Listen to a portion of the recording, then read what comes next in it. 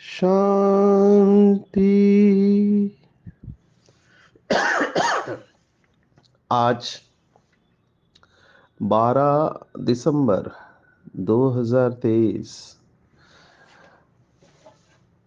आज ही मुरली का जादुई रहस्य स्वयं को प्रेरणा देने के लिए टुडे इज 12th December 2023।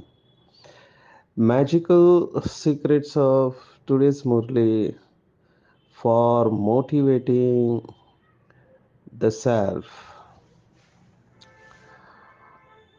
आज की साकार मुरली फिर से दो मुरलियाँ आई है। कल की मुरली रात्रि क्लास बाबा के संपूर्ण होने के 9 महीने पहले का था। आज का क्लास जो है दूसरी मुरली बाबा के संपूर्ण होने के 7 दिन पहले का है। तो जब बाबा संपूर्ण होने के 7 दिन पहले है, डेट है दूसरी मुरली की 11 जनवरी 69 और बाबा 18 जनवरी 69 को संपूर्ण अवस्था को प्राप्त किए थे। माना आप समझ सकते हैं कि उस समय बाबा का चिंतन क्या रहा होगा। तो उस दृष्टिकोण से हम मुरली को समझेंगे तो पता चलेगा कि संपूर्ण अवस्था के नज़दीक जब आत्मा होती है तो उसका क्या चिंतन होता है। हम जानते हैं कि मुरली में शिव बाबा और ब्रह्मा बाबा दोनों के महावाक्य आते हैं। तो बाबा ने इशारा भी दिया था, लेकिन बच्चे इशारा समझ नहीं पाए कि ब्रह्मा को भी जाना पड़ेगा, माना साकार शरीर छोड़ना पड़ेगा। आप देखो ये 11 जनवरी की मुरली है और जिसमें बाबा ने स्पष्ट कहा है कि इशारे में कहा है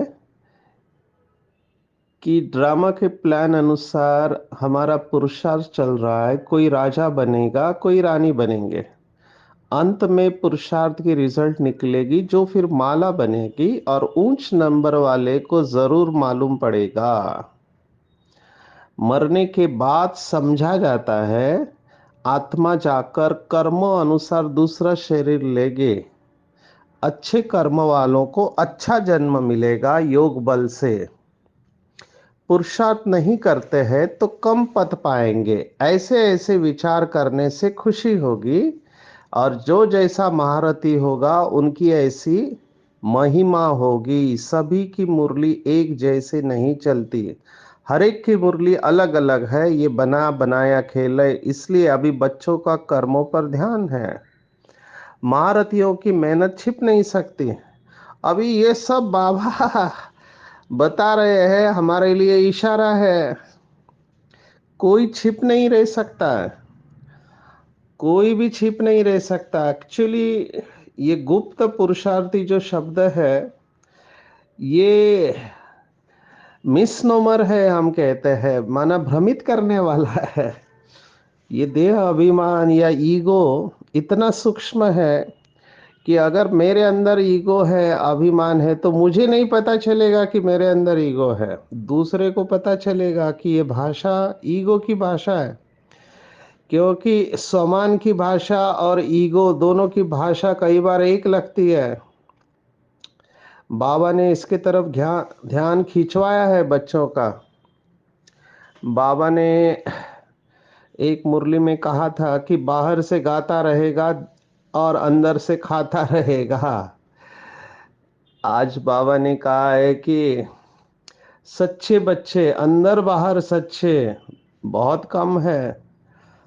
कई बाहर से अच्छे होते हैं लेकिन अंदर से अच्छे नहीं होते हैं। बाबा को सब पता है, इसलिए समझदारी इसमें है कि ऐसा नहीं चले हम। और ये लोग बहुत कॉन्फ्लिक्ट में जीते हैं, टेंशन में रहते हैं, अंदर एक और बाहर दूसरा। इसलिए शिव बाबा को, क्योंकि शिव बाबा स्वयं भोला भंडारी है, भोलानाथ है, तो भोलानाथ शिव बाबा के बच्चे भी भोले हैं, और बाबा को ऐसे बच्चे बहुत अच्छे लगते हैं जो सच्चे हैं, साफ दिल है, माना अंदर बाहर एक है।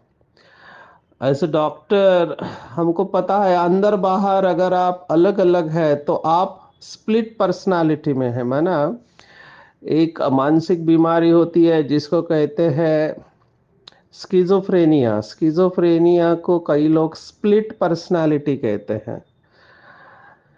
तो स्प्लिट माना अंदर एक बाहर एक। अभी ये बहुत टेंशन वाला है काम। समझो कोई बाहर से झूठ बोल रहा है, लेकिन उसको अंदर पता है कि वो झूठ बोल रहा है, तो आप सोचो उसकी क्या हालत होगी। तो ऐसा स्प्लिट नहीं रहना है, क्योंकि आप सुखी नहीं रह सकते स्प्लिट के साथ में। बाबा ने इसको अलग अलग तरीके से मुरलियों में बताया है कि कई बच्चे एक पैर पुरानी दुनिया में और एक पैर नई दुनिया में है। आप सोचो, दो नाव में पैर रखेंगे तो बाबा ने मुरली में कहा हुआ है कि चिर जाएंगे। दोनों तरफ आपको कोई खींच रहा है तो आपकी हालत क्या होगी। समझो आपके दोनों हाथों को एक एक ने पकड़ा है, एक दूसरी तरफ खींच रहा है, एक दूसरी तरफ खींच रहा है, आपकी हालत क्या होगी। तो ये टेंशन का जीना है, एक तरफ हो जाना चाहिए, एक तरफ। कई लोग अभी तक ये निर्णय ले पाते हैं कि क्या करें, तो थोड़ा इधर थोड़ा उधर, थोड़ा माया के थोड़ा बाबा के, ऐसे नहीं चल सकते लंबे समय तक। आज बाबा ने उस्ताद को याद किया। कौन से उस्ताद? तो बाबा ने कहा भूत निकालने वाले उस्ताद। तो बाबा ने कहा उस भूतों को निकालने वाले भी उस्ताद होते हैं जो अशुद्ध आत्मा होते हैं, और यहाँ पर सर्वभूतों को निकालने वाला एक परमात्मा है। ये भक्ति मार्ग में भी बताया जाता है कि ये जो भूत है, संस्कृत का शब्द भूत अलग अलग तरीके से लिया जाता है। संस्कृत में 5 तत्वों को भूत कहते हैं, पंच महाभूत कहा गया है। और हिंदी भाषा में भूत माना जो आज बाबा ने कहा अशुद्ध भटकने वाली आत्माएं। तो प्रकृति के 5 तत्वों से भी मनुष्य आत्माओं को दुख मिलता है।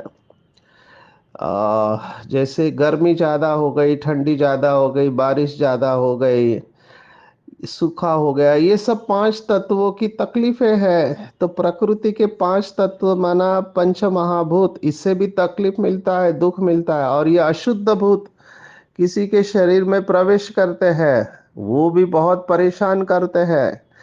और आज बाबा जिन भूतों की बात कर रहा है वो है विकार। विकार को भी भूत कहा गया है। जैसे बहुत अच्छी आत्मा है, लेकिन जब क्रोध का भूत अंदर घुस जाता है तो कहना में आता है कि इसके अंदर तो जैसे भूत घुसा है। जैसे भूत घुसने के बाद में वो आत्मा बहुत अशांत रहती है। ये जो आत्माएं है जिनका शरीर नहीं होता है, इसमें भी कैटेगरी होती है, इसमें भी अच्छे भी होते हैं आत्माएं। आपने देखा होगा इस समय कई सारे ऐसे सो कॉल्ड साधु है जो चमत्कार दिखाते हैं। तो ये लोग क्या करते हैं कि कुछ आत्माओं को कंट्रोल में कर देते हैं और उनके द्वारा ये सब खेल दिखाते हैं। ये भी इनकी साधना है, तो इसमें भी सतो रजो तमो होते हैं। तो बाबा ने विशेष ध्यान खिंचवाया है कि ये जो 5 भूत है, काम क्रोध लोभ मोह अहंकार, इसके ऊपर शास्त्रों में बहुत सारी बातें लिखी हुई है। तो मुझे एक शास्त्रों का भजन याद आया, पहले भी सुनाया था कि तेरे तन में राम, मन में राम, रोम रोम में राम है। तो उसमें एक स्टांजा आता है कि तन के भीतर 5 लुटेरे डाल रहे हैं डेरा, काम क्रोध मद लोभ मोह ने तुझको ऐसा फेरा, भूल गया तू राम रटना, भूल पूजा का काम रे। तो उसमें तो वो लोग कहते हैं कि बोलो राम राम राम, माना वो राम राम राम राम कहने से, बाबा ने अभी कुछ दिन पहले ही कहा राम राम रटने से कुछ नहीं होगा, उस समय आप पाप नहीं करेंगे, लेकिन जो सिर पर पापों का बोझा है वो तो जाएगा नहीं। मेरे पास बहुत भाई बहने आते हैं, वो मुझे कहते हैं कि सचिन भाई हमको समझता है कि गुस्सा नहीं करना चाहिए, समझता है, समझता है कि ये गलत है, ऐसा नाराज नहीं होना चाहिए। अभी मेरे से कितने लोग नाराज क्यों है, क्योंकि मैं रिस्पॉन्ड नहीं करता। व्हाट्सएप पे इतने मैसेज भेजते हैं, अभी वो सोचते नहीं है कि मुझे कितने लोगों के मैसेज आते होंगे, और कई लोग तो बार बार मैसेज भेजते हैं और उनको लगता है कि हम मैसेज भेजने से सेवा कर रहे हैं। अभी कई सारे भाई बहनें जो खाली है उनके लिए ठीक है, हमको तो बहुत सारा सेवा रहता है तो हम उसमें बिजी रहते हैं, तो इसमें इम्पोर्टेंट मैसेज किसी प्रोग्राम का होता है वो मिस हो जाता है।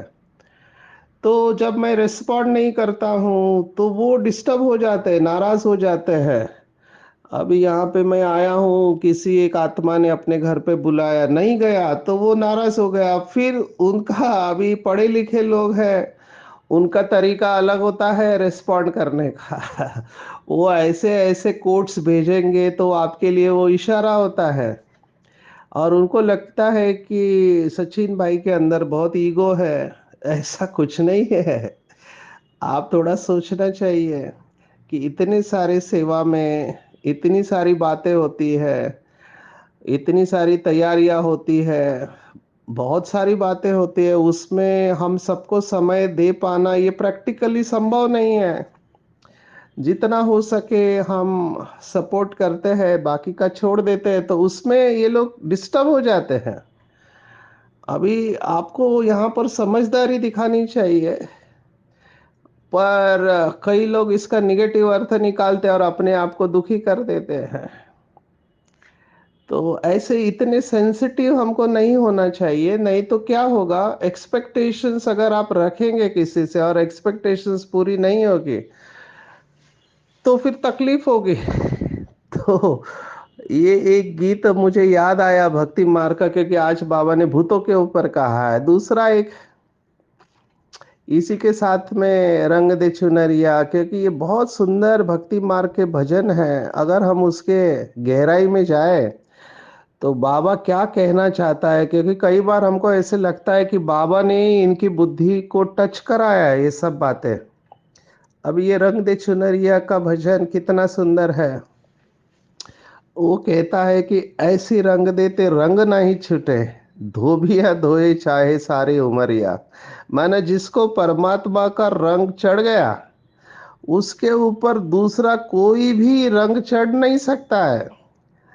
वो कहता है कि लाल ना रंगाऊ मैं हरी ना रंगाऊ, अपने ही रंग में रंग दे चुनरिया। अभी चुनरिया ये आत्मा को एड्रेस किया गया है कि मुझे ये दुनिया के रंगों में कोई इंटरेस्ट नहीं है, अपने ही रंग में रंग दे चुनरिया।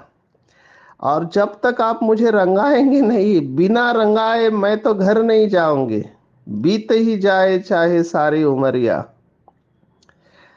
बीत ही जाए चाहे सारी उमरिया, माना जब तक सांस है तब तक मैं अपने आप को आपके रंग में रंगाऊंगी। पूरी चुनरिया माना संपूर्ण आत्मा बाबा के सर्व गुण और शक्तियों से भरपूर करोगे, और ऐसी आत्मा आज के मुरली में बाबा ने कहा है कि प्रभाव मुक्त बन जाती। ये शब्द बहुत सुंदर है। कई बार बाबा के ऐसे ऐसे शब्द आते हैं जो समझने और समझाने के लिए बहुत इजी रहता है। शक्तिशाली आत्मा, बाबा ने कहा, कौन है जिस पर कोई भी व्यक्ति व प्रकृति अपना प्रभाव न डाल सके। ये बहुत बहुत गुह्य गुह्य बात है। जब तक हमारे ऊपर व्यक्ति और प्रकृति का प्रभाव है तो समझने का कि हमको संपूर्ण बनने में बहुत टाइम लगेगा, बहुत टाइम लगेगा। ये बहुत सेंसिटिव नेचर वाले जो लोग होते हैं, ये तो हम समझ सकते हैं कि जो भगवान को पहचानते हैं उनको इमोशनल होना ही है, क्योंकि बगैर भावना के भगवान मिलना बहुत मुश्किल है। तो इट इज़ अंडरस्टूड कि बाबा के बहुत सारे बच्चे इमोशनल है। अभी इमोशन एक अच्छी बात है, भावना होनी चाहिए, क्योंकि हम मशीन नहीं है। तो मशीन ना है मतलब हमारे अंदर भावनाएं तो जरूर होगी, पर वो सभी भावनाएं हमको शिव बाबा में रखनी चाहिए, ना कि देहदारियों में। देहदारियों में आपको केवल शुभ भावना रखना है और न्यारा और प्यारा रहना है। आप अपनी बातों को सजेस्ट कर सकते हैं, दूसरों को फोर्स नहीं कर सकते। सजेस्ट माना आप अपनी बात को रख सकते हैं, पर सामने वाला आपकी बात माने ये आपके हाथ में नहीं है। इवन माँ बाप अपने बच्चों को समझा नहीं सकते। मुझे बहुत वंडर लगा, ऐसे केसेस मुझे मिलते रहते हैं। माँ बाप अब चाहते हैं कि उनके बच्चे सेंटर पर आए, लेकिन बच्चे छोटे होते हैं तो माँ बाप का सुनना मान लेते हैं, लेकिन बड़े होने के बाद उनका अपना थिंकिंग चालू हो जाता है, अपनी सोच।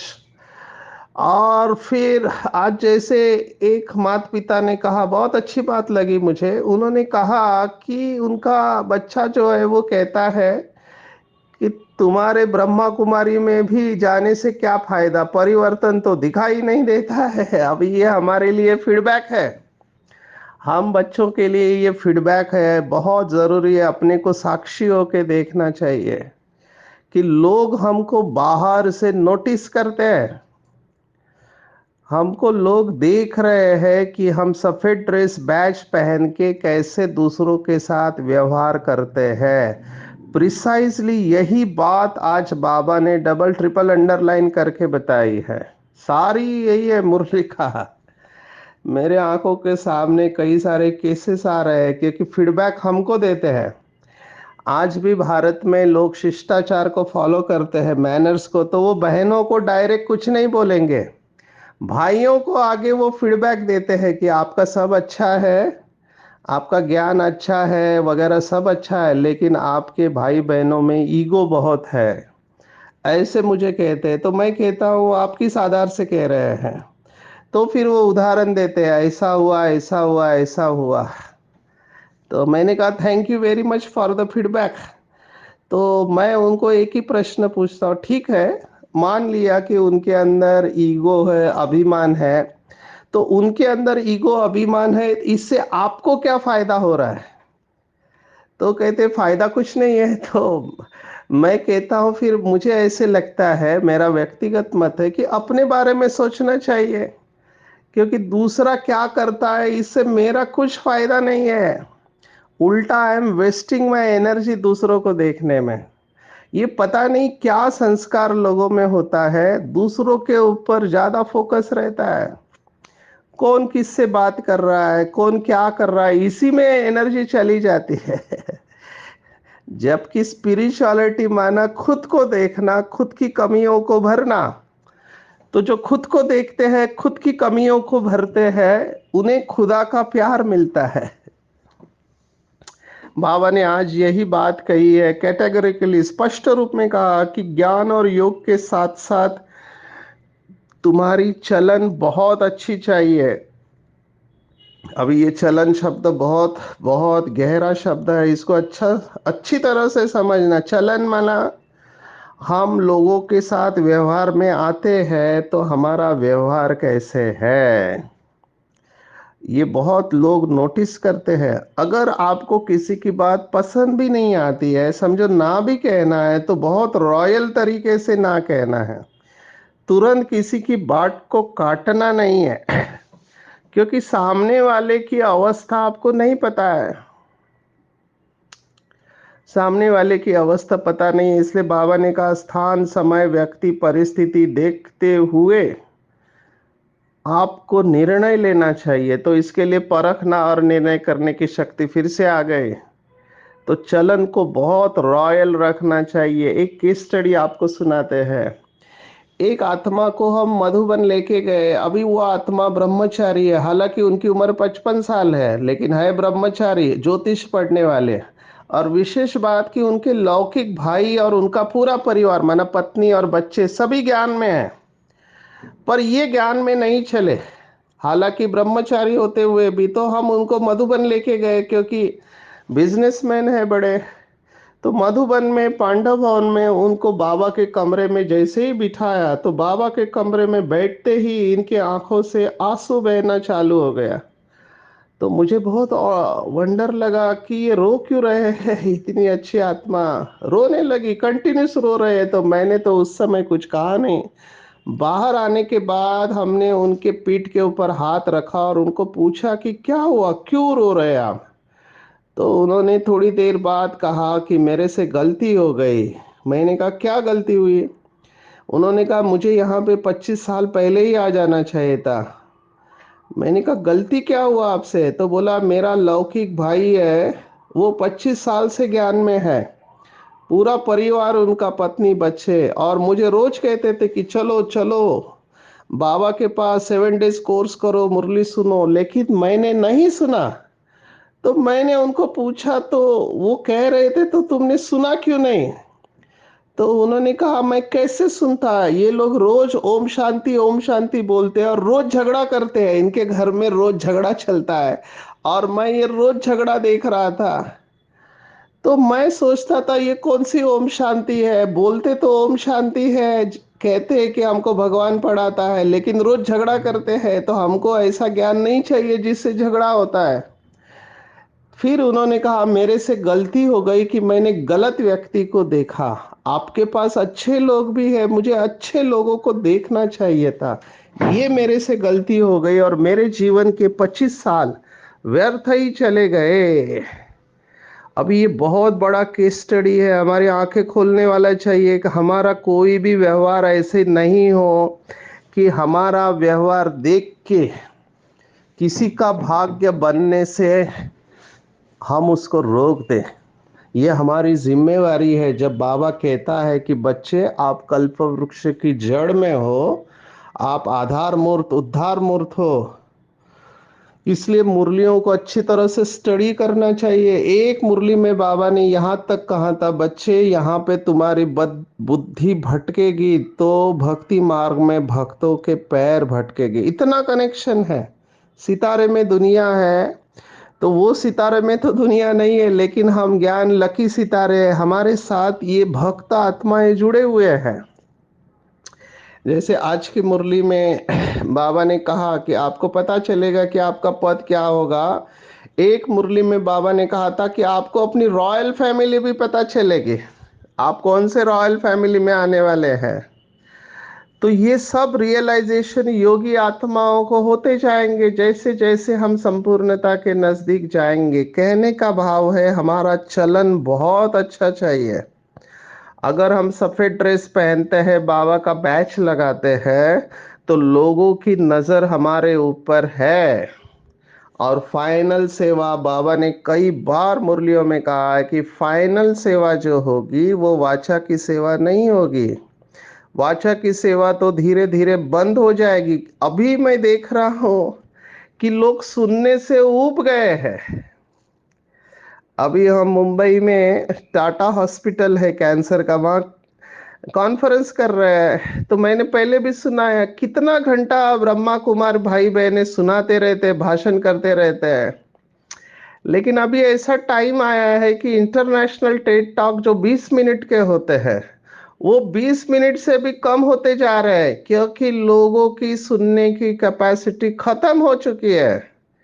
ग्रास्पिंग कैपेसिटी ही खत्म हो चुकी है। सभी आत्माओं की शक्ति खत्म हो रही है। टिकटॉक वीडियो कुछ सेकंड्स के होते हैं।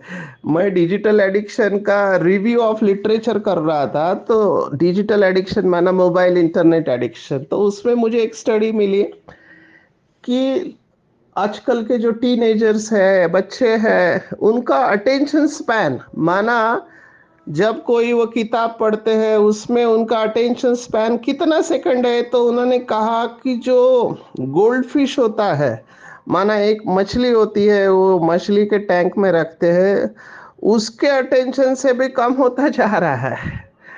तो कहाँ कहाँ हम 1 डेढ़ घंटे का लेक्चर रखते हैं और कहाँ फिर ये कुछ सेकंड हमारा अटेंशन जा रहा है, उसके बाद वीडियो चेंज करना पड़ता है। ये टिकटॉक वीडियो का एडिक्शन, मेरे पास केसेस है। वो कहते हैं हम इंस्टाग्राम पे जाते, फेसबुक पे जाते, एक के पीछे एक वीडियो ही देखते रहते हैं और हमारा टाइम वेस्ट हो जाता है।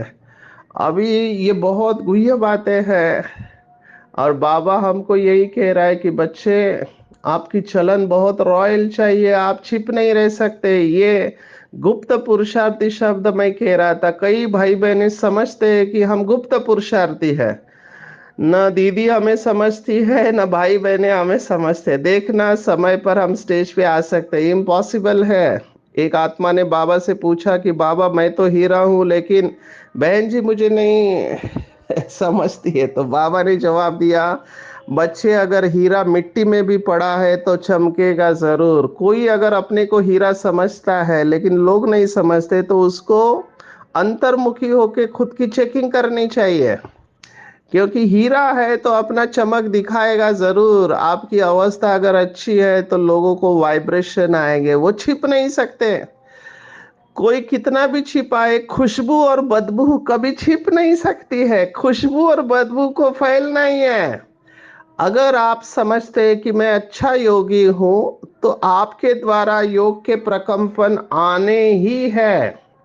और वो नहीं आ रहे, तो समझने का अभी तक आत्मा के ऊपर ये विकारों का कोटिंग है, परसेंटेज है। और बाबा ने कहा, आज ये तीन भूत, बाबा हमेशा कहता है काम, क्रोध और लोभ का भूत। और ये भी भगवत गीता है। श्रीमद् भगवत गीता में हमने ये श्लोक देखा हुआ है कि ये तीन भूत हमारे अंदर होते हैं, काम, क्रोध और लोभ। आज बाबा ने क्रोध, मोह और अशुद्ध अहंकार का भूत, ये तीनों को क्यों कहा है, हमको इसके ऊपर चिंतन करना चाहिए। एक एक बहुत डेप्थ में है। अभी पुराने भाई बहने हैं, इसको समझ सकते हैं। हर एक को पता है कि मेरे अंदर कौन सी कमजोरी है, और इसको लाइटली मत लेना। एक छोटी सी कमजोरी भी बहुत बड़ा रूप लेने वाली है। ये मम्मा ने अपने मैसेज में कहा था कि विकारों के फोर्स का पेपर आएगा। अगर आपका योग अच्छा नहीं है तो ये विकार बहुत परेशान करेंगे। बाबा ने कहा बूढ़े लोगों को भी परेशान करेंगे। जो कबीर ने कहा, आप भये बूढ़े कृष्णा तृष्णा वही जवान। तो ये सब फोर्स से बाहर आएंगे, आप कुछ नहीं कर पाएंगे। इसलिए बहुत बहुत अटेंशन में रखना है और फिर से चलन को अच्छी तरह समझना है। आज बाबा ने थोड़ी इंटरेस्टिंग बात मैं सुनाता हूँ। बाबा ने कहा कई बच्चे ट्रांस में जाती है, अगर अच्छी बुद्धिमान संदेशी है तो वहाँ की भाषा देखकर सुनाए। दो शब्द मैं आपको सुनाता। हमारी संदेशी दादी कई दिनों तक ट्रांस में रहती थी, तो उन्होंने वहाँ के शब्द लाए थे। बहुत शुद्ध हिंदी भाषा है। जैसे फ्रेश होने का रूम है, वॉशरूम को वहाँ प्रक्षालय बोलते हैं। और जो कोम होता है जिससे बाल बनाते हैं, उसको केश चिलकारी, ये शब्द है। तो वहाँ की भाषा कई शब्द है वो संदेशी दादी ने लाए थे, ऐसे हमको एक वरिष्ठ आत्मा ने कहा। तो ये बहुत इंटरेस्टिंग है। आगे जैसे चलते जाएंगे, बाबा ने कहा पेड़ तुम्हारे सामने होंगे। तो आज पोप को भी याद किया है। और स्त्री पुरुष के बारे में बाबा ने कहा, कहाँ स्त्री मजबूत रहती है, कहाँ पुरुष। बाबा के पास बहुत समाचार आते हैं। एक इम्पोर्टेंट बात है कि सच्ची दिल से बाबा को लिखना चाहिए। कोई बाहर के सच्चे, अंदर के झूठे होते हैं। बाबा ने कहा लिखना चाहिए, बाबा आज मुझे काम का भूत आया और बाबा मुझे क्षमा करो। तो ये क्षमा मांग लेनी चाहिए। अगर झूठ बोलेंगे तो बीमारी बढ़ते जाएगी। आज विशेष बाबा ने हल्के रहने को कहा हुआ है कि हल्का कौन रह सकता है। तो जो मेरा कहता है वो भारी होता है और तेरा कहने वाला हल्का होता है। अभी ये कला है, मेरा और तेरा एक शब्द का फर्क है। मेरा कहने से बोझ वाले, तेरा कहने से डबल लाइट ट्रस्टी हो जाते हैं। तो जो भक्ति मार्ग में सब कुछ तेरा तेरा तेरा, सिख धर्म में ये कहानी सुनाते हैं गुरु नानक की कि तेरा तेरा कहते तैरने लगा हो। तो जो तेरा तेरा कहते हैं वो तैरने लगते हैं। हल्का रहने वाला ही उड़ती कला द्वारा आनंद की अनुभूति करते हैं। हल्का रहने में ही मौज है। तो कोई अगर आनंद का अनुभव नहीं कर रहा है तो समझने का हमने कोई ना कोई बोझा उठा लिया है। तो ऐसा बोझा नहीं उठाया। अभी भी अगर कोई बोझा उठाया है तो बाबा को सच्ची दिल से लेटर समाचार लिख के दे देना चाहिए। तो आज की पूरी मुरली में अगर आप टेक होम मुझे पूछो तो चेक करना चाहिए, क्या मेरी चलन रॉयल है? क्या मेरे अंदर कोई भूत है, स्थूल बड़े रूप में या सूक्ष्म रूप में भूत है? क्या सभी मेरे से संतुष्ट है? कोई अपने संस्कारों से नाराज है तो बात अलग है, लेकिन सभी मेरे से संतुष्ट होने चाहिए। दिल से सच्चा समाचार बाप को देना है, वापस जाना है, इसलिए बार बार अशरीरपन का अभ्यास करना है। सब कुछ बाबा का है, हम सब ट्रस्टी है, मेरा कुछ भी नहीं, जिम्मेवार बाबा है। बाबा ने मुझे ज्ञान में लाया है, इसलिए मैं निश्चिंत आत्मा हूँ। मेरे ऊपर किसी भी व्यक्ति और प्रकृति का प्रभाव नहीं पड़ सकता। मैं प्रभाव मुक्त आत्मा हूँ। अच्छा, ओम शांति।